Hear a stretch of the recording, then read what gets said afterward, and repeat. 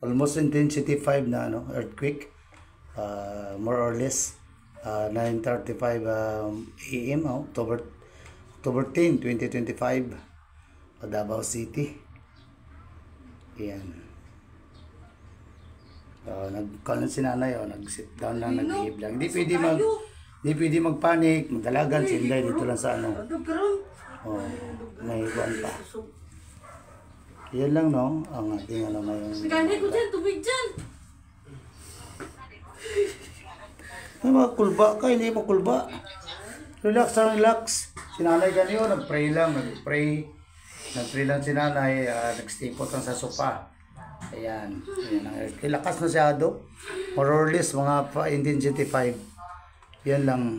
Biblically, nakalagay na yan sa Biblia, mga sakit, like COVID, yung mga earthquake, baha, gutom, gera. Ayan. So, di tayo mag-worry sa ating buhay, no?